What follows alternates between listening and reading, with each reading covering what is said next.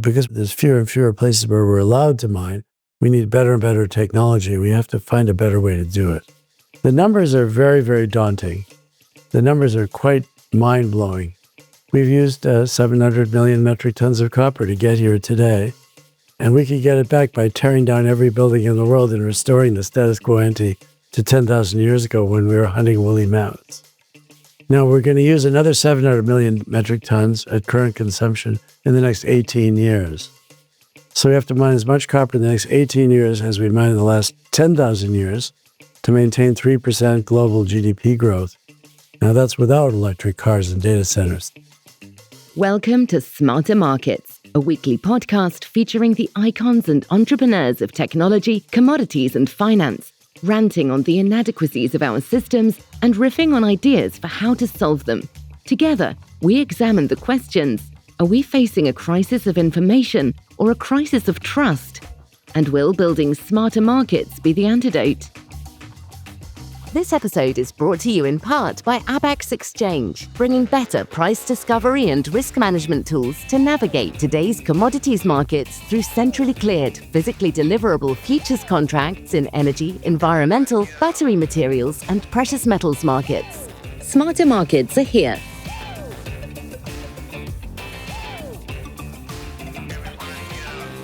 Welcome to a special Smarter Markets episode, Subterranean Supply Chain Blues. I'm Dave Greely, Chief Economist at Abax Technologies.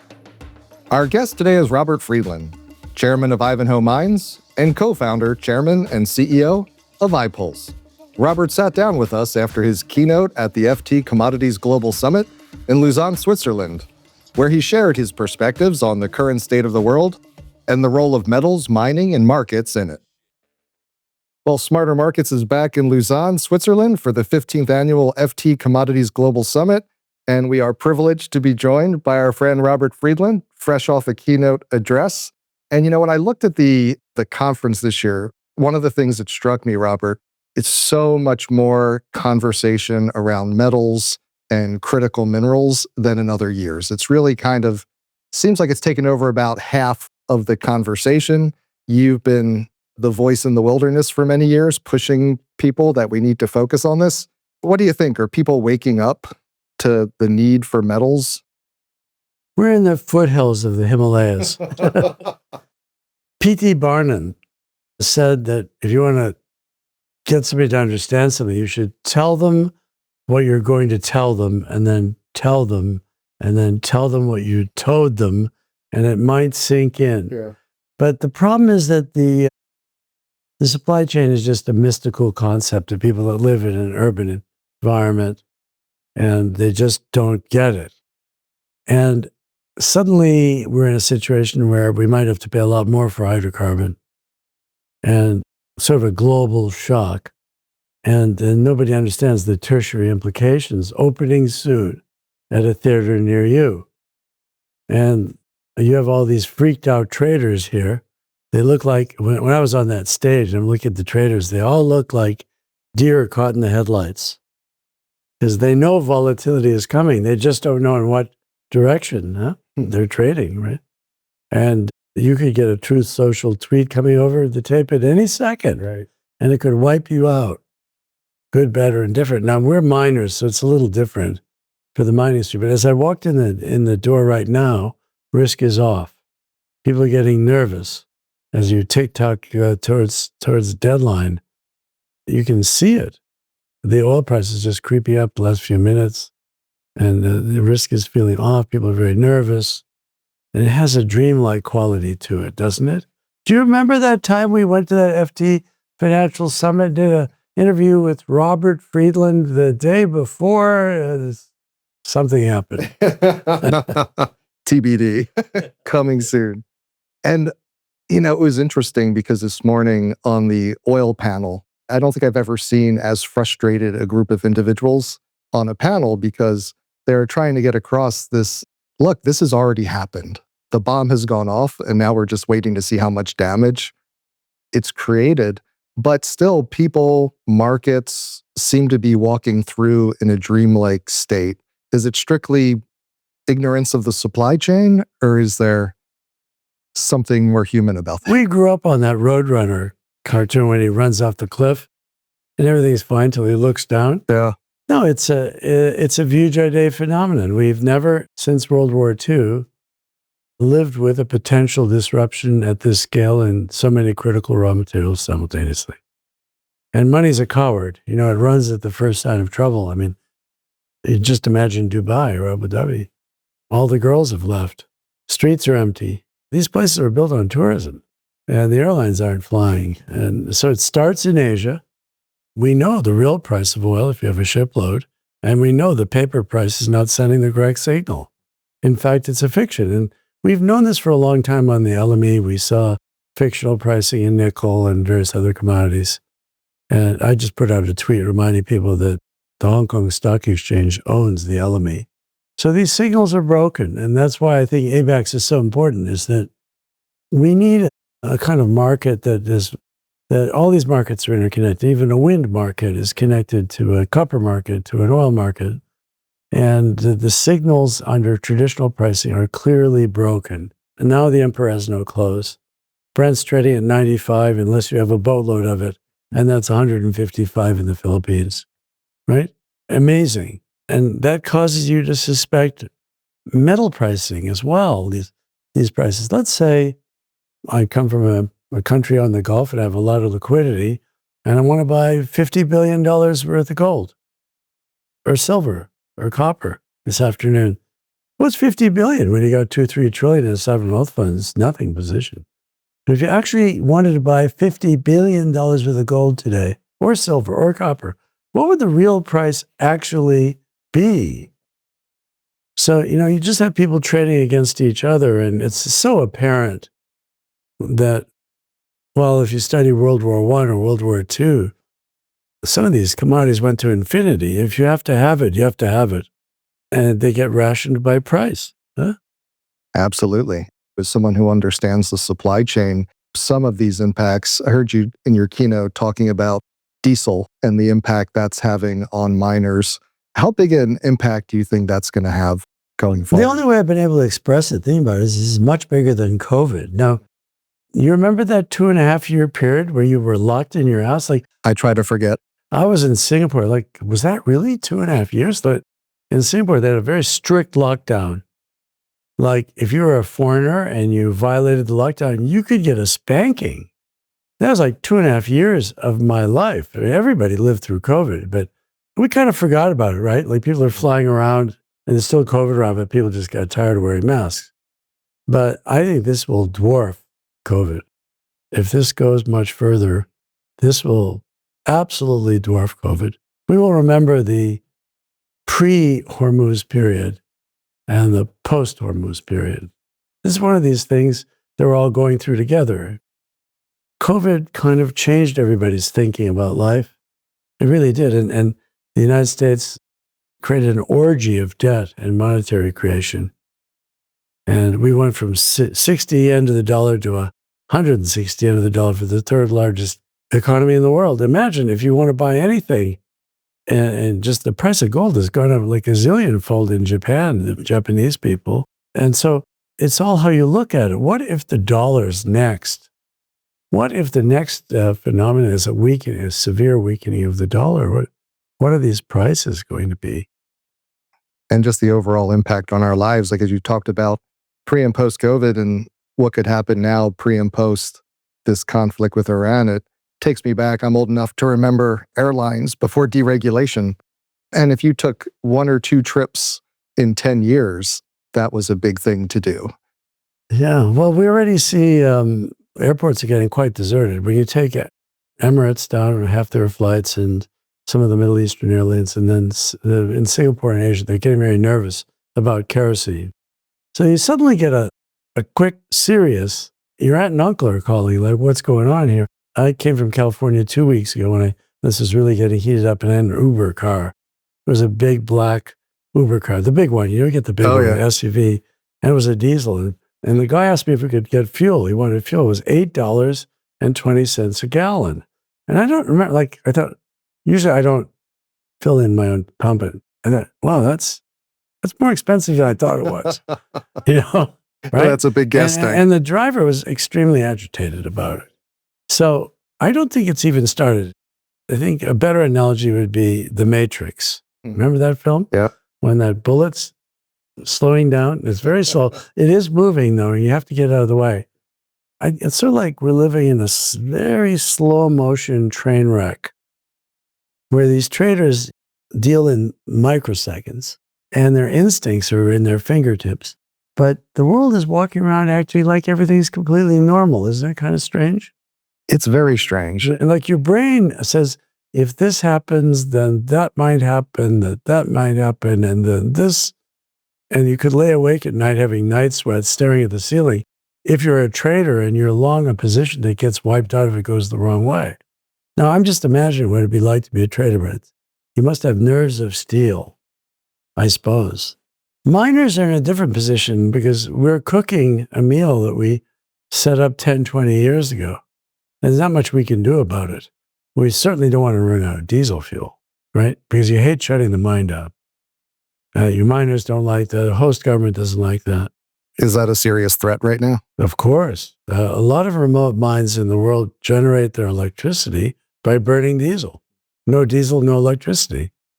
And you need uninterruptible power 24 hours a day to run a mine. So many remote mines all over the world are burning diesel to operate. And, we're calculating the impact on cash costs with every increase per penny in the liter of diesel. But it's not so much the price, it's the availability. Because if metals prices rise because more mines are closing, let's say 10% of the copper mines in the world close, then we get a jump in the copper price. We can afford to pay more, but it's the availability because it may be diverted to the military before it goes to civilian applications. And one of these chains that you brought up in your keynote was on sulfur, which is something that most people don't think about. It's the king of chemicals. Can you explain a little bit of some of the uses? No, like nobody thinks about sulfuric acid. They don't even know what it is. You see, this is why suddenly everybody's going to get a very rapid education in everything. So H2SO4, it primarily comes from the desulfurization of sulfur-bearing natural gas. Like in Alberta, Canada, they pull the sulfur out of the gas. It ends up in a big yellow pile of sulfur on Vancouver Harbor. By the way, all of that's now going to the Congo to try to keep the mines running. You have to transport the sulfur, and then you have to convert it back into sulfuric acid. And when we built our copper smelter in Africa, we assumed $150 a ton as a byproduct that we could sell it for $150 a ton. Now, we calculated that number by buying the yellow sulfur in Alberta, bringing it by ship, adding water, and ass backwards calculating that at $150 we'll break even. But today it's $700, $800, $900 a ton and going up. Can't buy that stuff. It's already been sold over there. And so the pump won't work because the vandals took the handle. Now that gets me back to Bob Dylan. Before his name was Bob Dylan, it was Bob Zimmerman. And when he started out as a folk singer. And his first great rap song was Subterranean Homesick Blues. You should play it. There are two great lines in that song. One is, the pump won't work because the vandals took the handle. That's the last line in the song. And he's referring to the supply chain. Remember, they used to have a pump, and you had to pump the water? The vandals took the handle, then you couldn't get any water. And the other one was, you don't need a weatherman to know the way the wind blows. Very quickly, people get the idea that, well, maybe life is more fragile than I thought, and that ham sandwich doesn't come from the refrigerator. And suddenly my fuel bill is doubled or my electricity bill is doubled. In California today, people are paying 38 cents a kilowatt hour for residential power. And this thing hasn't even started yet, right? I mean, it used to be 8 cents. Suddenly people get a multi-$1,000 electricity bill. They freak. They just freak out, right? And now multiply this as a global phenomenon, and then you realize how valuable that piece of real estate is. Location, location, location. There's the Strait of Hormuz. There's another one, the Strait of Malacca, Singapore. Suddenly these places become insanely important as people realize those molecules have to move. Everybody needs to get a map out. One thing, molecule, I want to go back to the sulfur piece because it's used in mining to leach out the copper. It's also used in fertilizer production. Can't make fertilizer without it. And it's also used in high quality sulfuric acid is how you need it to make semiconductors. You want to have an Apple phone? So we need it for our phones, we need it for our food, we need it for the metal that we need for power that we also need for defense. 50% of what goes into an electric car is hydrocarbon, oil. 50%. So all that fiberglass and plastic to lightweight that electric car, that's all hydrocarbon. Suddenly you can't build the electric car because you don't have the natural gas. Like, people have no idea how this all fits together. They don't understand why these lights are on, how we generated the power in the first place, how we transmitted it, and then how we utilize that power, how fragile everything is, and how it all fits together. And it really is very frustrating to try to explain to people that we live in a very delicate balance. It took us thousands of years to get here. There's 8 billion of us. And the most destructive thing of all is war, because apart from its sheer stupidity and the suffering it creates, is that not only all these munitions are metals intensive, and it's not recycled when they drop these bombs. They're loaded with these metals, but then the destruction, what does it take to rebuild a Gaza or a Ukraine or an Iran after you destroy? It's so metals intensive. And markets, as you know, are made at the margin. I can hold my phone out here for an hour. It's a nice little isometric exercise. Just put your phone out there, and after 10 minutes, your arm will get tired. And after an hour, your arm's a little shaky. But after an hour, you put a feather out there, it'll break your arm, because markets are made at the margin. And we're talking 30% or 40% of the helium in the world, without which you cannot launch a rocket ship or make a semiconductor, or 30% or 40% of the sulfuric acid. If this disruption persists, it's going to be completely psychedelic. They'll be making a television series about it, sort of like Breaking Bad. Starts sort of slow, but by the third year, the 7th episode, you're going, oh my God, how'd they dream this up? Yeah. So next year, maybe people have to crawl to this conference. We back on horse-drawn carts. Yeah. Who knows? Like, what an interesting life we're living in. Very interesting times. Are they going to be able to make a rational deal that sticks? And that's what I wanted to ask you about. In terms of the level of understanding, you talk to a lot of policymakers. I won't ask you to name names, but how would you gauge the level of understanding of these supply chain issues among the political decision makers? I think that the good news is, I'm talking about in the American government now. Okay. I think there's some really intelligent people that have fully taken to heart that we have a really serious long-term issue because we deindustrialized the United States. Everything at Walmart said made in China, and we're content to let the Chinese do all the hard work and suffer the pollution, the air pollution, the water pollution. And it was a microwave oven or a washing machine, electric toothbrush. It always said made in China. In fact, this Apple phone would say, designed in California. Designed in California. That's what they put it. So like everything you touched. And it gets to a point where a nation loses its sovereignty. It just loses its agency. Suddenly it becomes vulnerable to literally everything. And this current administration, I think there was an inkling in the first Trump administration, but there are at least serious people said, wait a minute now, like, we have a problem here. And when I talked about that supply chain, when Roosevelt was lend-leasing to England at the beginning of World War II, the commodities were like coal and maybe nickel and copper, and some dumb oil. We gave it to Winston Churchill so they wouldn't get eaten by the Germans. But today's commodities are so much more sophisticated. Like, people don't even know what scandium is, or rhenium, or tantalum, or niobium, or moving through the periodic table. Go through the periodic table. That when Steve made the first Apple I phone, it had about 18 elements in the periodic table. It's quite a lot. This one's around 74 elements in the periodic table. And without it, you can't do a TikTok or get hold of your kids. Like, people don't understand. We're going to go back to the Apple I here shortly. And then these are going to be like collector's items. And like for 5G, 5.5G, 6G wireless, you can't have it without scandium metal, for example. And people don't even know that scandium is a thing.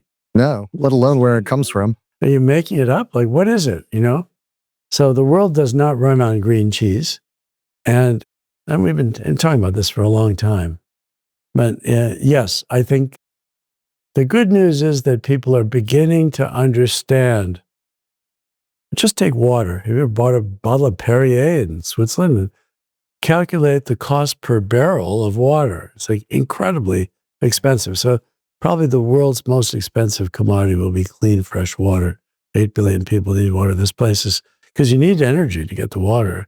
And if you're desalinating the ocean on those Gulf countries, they build nuclear power plants to desalinate the Gulf. The Gulf is very shallow, and they reject the salt into the ocean. So it's going to be the Great Salt Lake. They'll be able to walk across to Iran from Dubai, and they're taking that water, this desalinated water, and watering their golf course.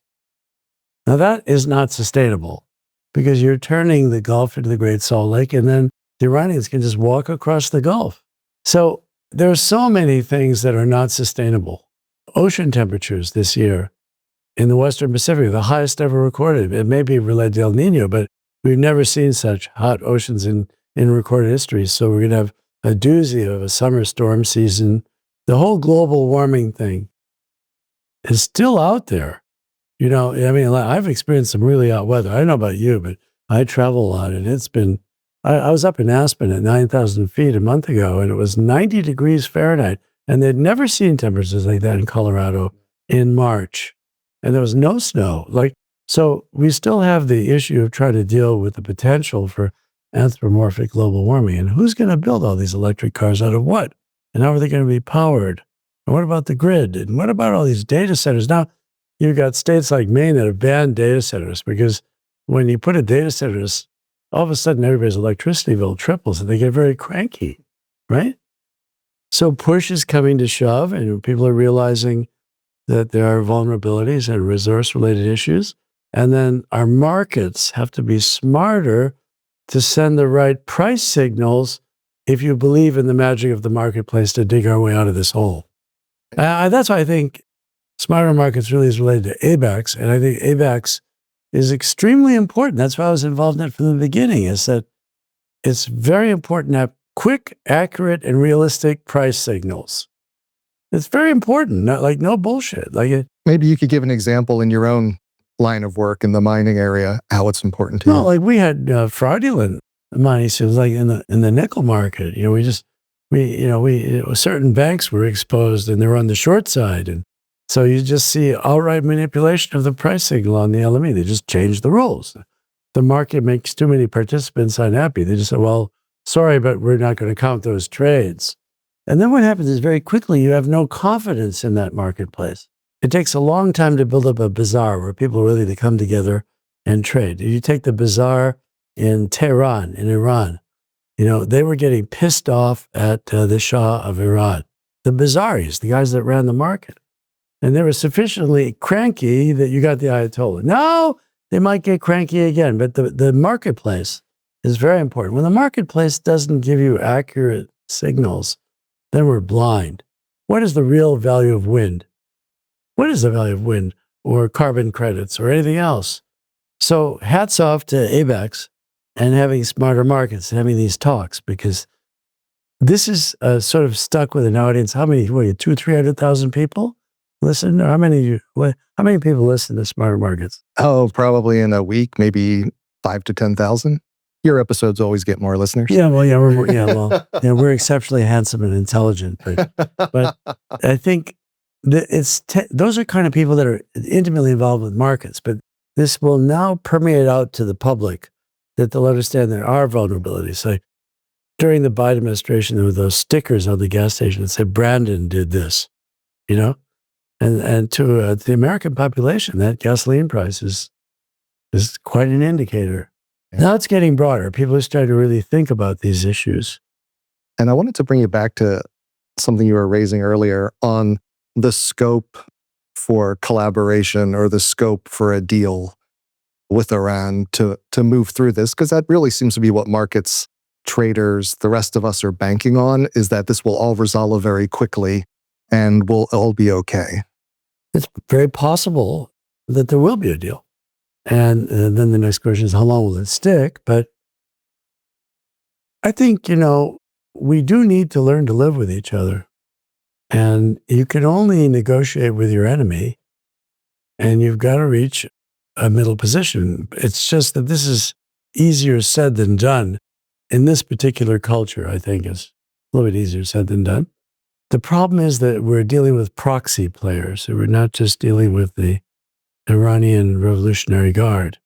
There's a proxy game going on with Russia in the background, and China, and the United States. And it's the biggest of all games. And there's room for error. And therefore, I do think that it's hard to be a peacemaker. And it's hard to reach an acceptable compromise. I'd prefer to see one for my grandkids, right? But for our children, our grandchildren, it'd be better to make a deal. But when you look at the history of our species, it's not very encouraging. We had a lot of wars lately. India had a war with Pakistan last May. I mean, that was like really scary, You got 250 million people in Pakistan, 1.4 billion in India. They start bombing each other. That could have gone pear-shaped. And the U.S. administration was able to intercede and calm that war down. But we were not a party to that war. The United States was not a party to that war. It's a little different when you're a protagonist and the enemy gets a vote. So, of course, as we sit here today, we hope for the best. And it's better to talk than not, isn't it? But these are really big issues of sovereignty, like I can have a nuclear weapon, you can't, or vice versa. Or, wait a minute, this is our territory. We want to charge an exit fee. And you mentioned in your talk today, like you've worked in 68 or 75 different countries. We've actually worked in 68. We visited a lot more than that. Like we've been to North Korea, for example, but we would never say we operated there. So you don't count that. The places where we've actually done things is about 68 countries, about 20 at the moment. We like some better than others. There are similarities, but one thing I mentioned is that there's smart people everywhere. Human beings are amazingly intelligent. No matter what country you go to, you find that the locals are sharp and they're keeping an eye on you. Nothing's easy. That's why diplomacy is such an interesting thing. It's interesting, right? If you go back, 10, 20 years, right? You had the whole world is flat epoch of where you have cheap energy, open borders, supply chains that stretch around the world, just-in-time inventory. And now it seems like everyone's contracting back and is becoming a more fragmented world. Do you see, is that the next iteration we're in for, or is there a way out of it? Tom Friedland at the New York Times is going to have to change his story. Yeah. We have definitely experienced a profound balkanization of the world economy. And I always like to use Europe as an example. I don't really think the Germans are out to save the French anymore, or the French to save the British. I don't think they're even pretending. I think each nation state is worried about its supply chain for food and critical raw materials. Japan is clearly militarizing, with the support of the United States, by the way. And the two Koreas are really militarizing, both North and South, like crazy. They both are armaments manufacturers. Taiwan is turning into a huge porcupine to try to repel China. China's massive military budgets. India wants to be as big as China with more people, and they're going crazy. The Pakistanis get very nervous about India. And Iran has these amazing tunnels and missiles that with North Korean technology, and it goes on everywhere. Now, the Dutch used to have no defense. Now the Dutch have a big military budget. The Germans want to throw 100 billion euros to start to train an army. They never had one. And America, next year, the proposed military budget from the Trump administration is 1.5 trillion, up from 1 trillion last year. That's a 50% bump. Now, what is all this military expenditure made out of? Well, smarter markets have to figure it out, but it's not made out of green cheese or caviar, right? Or blue cheese. I mean, it's made out of metals.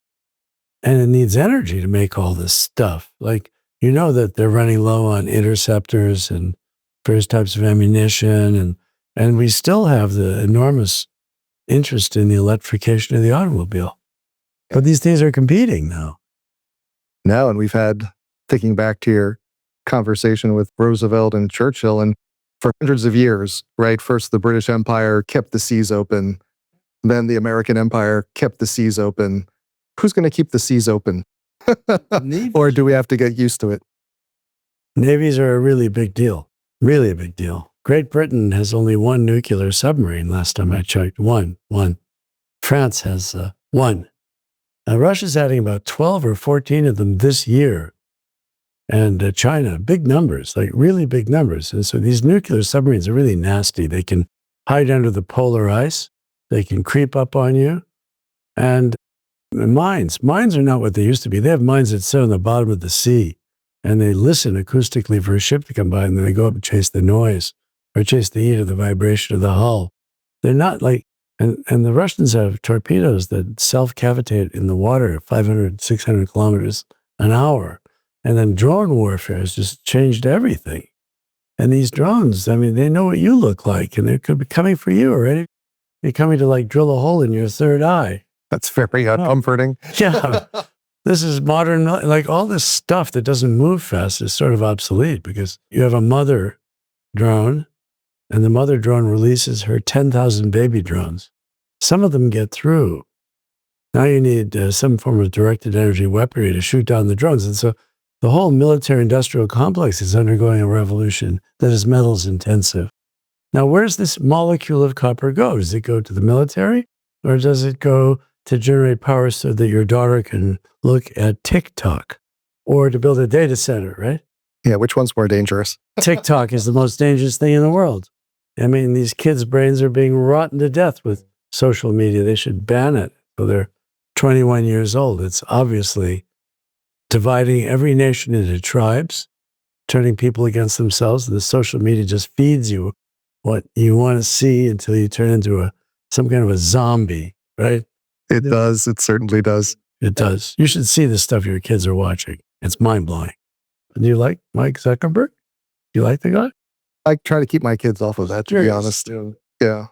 My only hope is I feel like the younger generations, they come at it with a huge amount of skepticism. So I'm wondering if maybe being that generation that's grown up immersed in it has given them a different take. Yeah. That's a good point. I went to University of Southern California, and I gave a lecture about copper and how the world works to a bunch of 19 and 20-year-olds. There was a whole ocean of them. And I found that these super young kids, that generation, are super worried about the world they're growing up in. And they're very smart. And I got mobbed. I mean, I literally got mobbed. I get 4.3 million views of like video some kid took of me talking, right? And I'm like a dinosaur. I'm talking about mining and copper. They got it, they understood it, right? And they're deeply concerned about a lot of issues. There's some of them about global warming, or how are they going to afford, what are they going to do with their life? Is AI going to take their world away from them? The robot's going to do everything, and they got nothing for them to do. Well, kids are into turntables and vinyl records these days, so maybe we're turning the clock back. You need hydrocarbon to make a vinyl record. It's made out of oil. So what advice would you have for the younger generation? Should they get into mining? You've always said it's not for intelligent people. We need young people in mining because we need, geologists, mining engineers but mining is not what it used to be. It's not like a guy with a burro and a pickaxe panning for some gold. Was it ever that way in your lifetime? Yeah, like, remember the Treasure of the Sierra Madre? Humphrey Bogart. We don't need no stinking bodges, right? But no, mining is a very high-tech thing that benefits from all of the evolution of the science and technology we have today. We have remote sensing data. We have all manner of very sophisticated geophysical data, terabits of data we can generate to try to image what's in the earth non-invasively, like a CAT scan or MRI. Because we're trying to separate the haystack from the needle and just go after the goodies without disturbing the earth. And then after we find it, we have to get it out of the ground with less energy in a more sustainable way.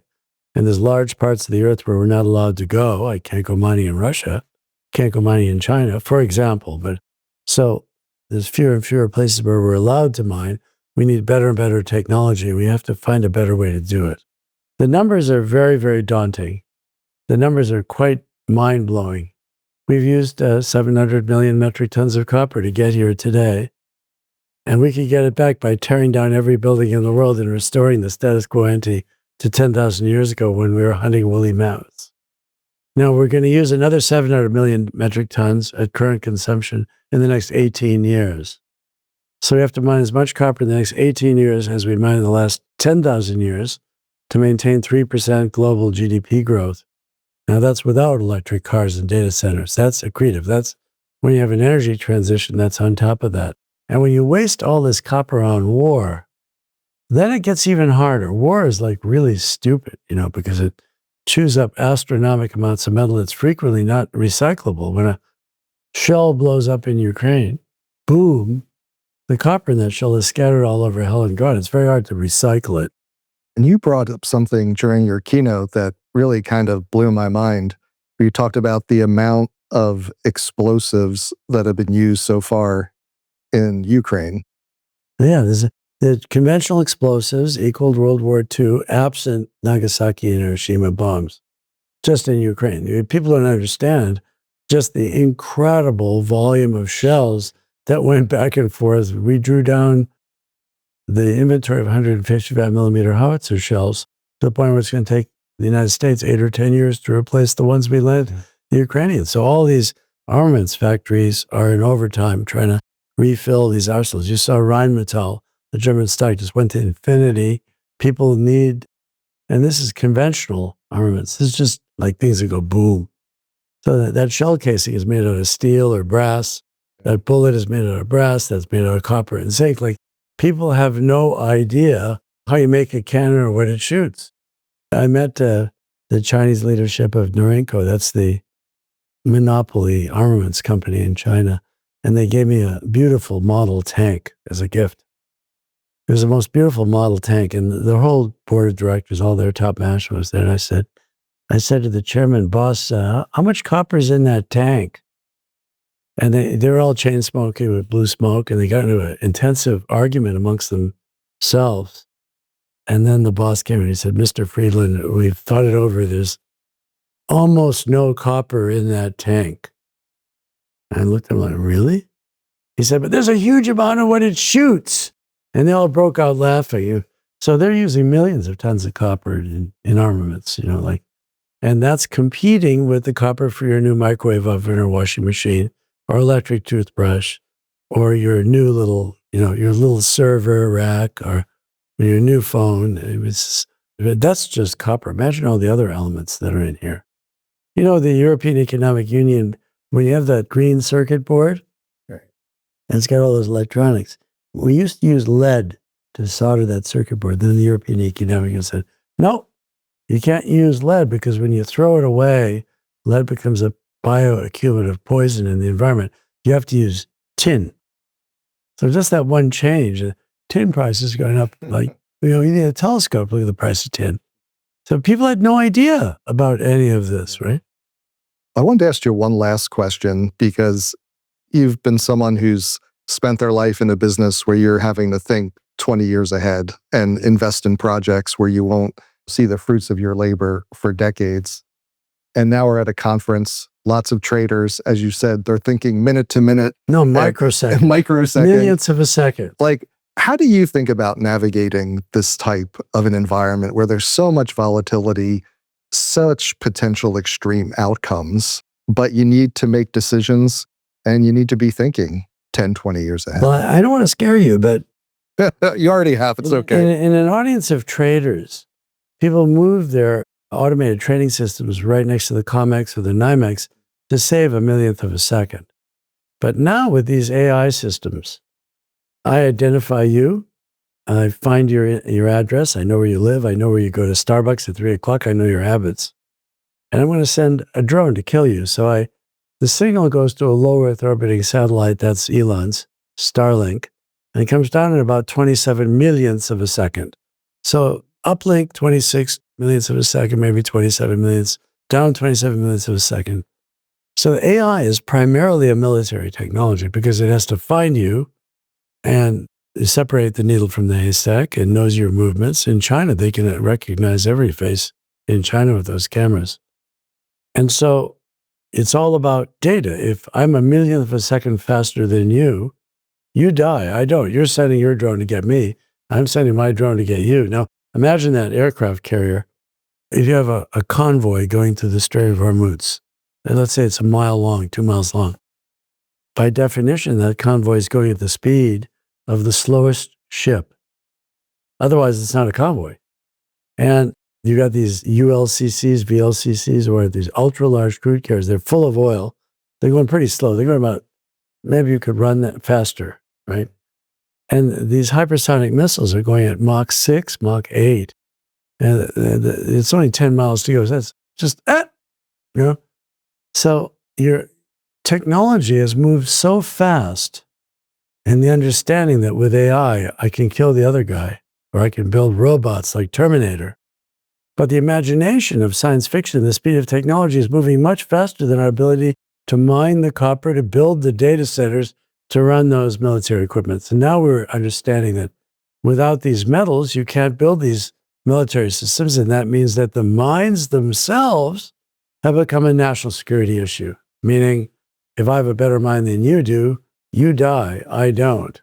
And we didn't have this 10 years ago. We saw this coming, but we used to fight wars over crude oil.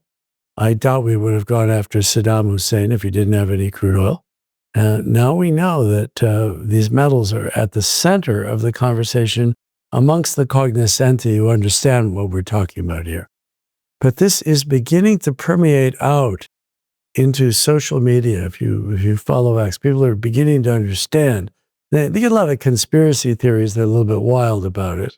But basically, everything we touch, you either mined it or we grew it agriculturally, like my glasses here. They're made out of hydrocarbon, and we mine the glass to make these glasses. And don't even get me started with all your electronics or all this radiation going through your head with your AirPods. There's very sophisticated technology in these things, but they need our minds. Glad you've been building them. Thanks for elevating our conversation, Robert. It's a dirty job, but somebody has to do it, Even my room key's made out of brass here. Feel how heavy that is. These things are... Yeah, there's copper in that. Yeah, if you get a pink gold watch, why is it pink? Because they add a little copper to the gold, dude. That's how you get a pink gold watch. They call it rose gold, right? Copper and gold. Copper's in everything. That's it, yeah. It's in your Rolex. Okay, well, thank you for that. Thanks very much. Hope that was understandable. Oh, completely. We love ABAX. All best regards to Joe and Josh and all the guys at ABAX. A fantastic company. I'll send it along. Yeah. Thanks, Robert. Really appreciate it. Thanks again to Robert Friedland, chairman of Ivanhoe Mines and co-founder, chairman, and CEO of iPulse. We hope you enjoyed the episode. We'll be back next week with a special episode of Smarter Markets Presents Scenes from the FT Commodities Global Summit 2026. We hope you'll join us. This episode is brought to you in part by ABAX Exchange, bringing better price discovery and risk management tools to navigate today's commodities markets through centrally cleared, physically deliverable futures contracts in energy, environmental, battery materials, and precious metals markets. Smarter Markets are here. Contact sales at abax.exchange to get started. That concludes this week's episode of Smarter Markets by ABAX. For episode transcripts and additional episode information, including research, editorial, and video content, please visit smartermarkets.media. Please help more people discover the podcast by leaving a review on Apple Podcast, Spotify, YouTube, or your favorite podcast platform. Smarter Markets is presented for informational and entertainment purposes only. The information presented on Smarter Markets should not be construed as investment advice. Always consult a licensed investment professional before making investment decisions. The views and opinions expressed on Smarter Markets are those of the participants and do not necessarily reflect those of the show's hosts or producer. Smarter Markets, its hosts, guests, employees, and producer, ABAX Technologies, shall not be held liable for losses resulting from investment decisions based on informational viewpoints presented on Smarter Markets. Thank you for listening, and please join us again next week.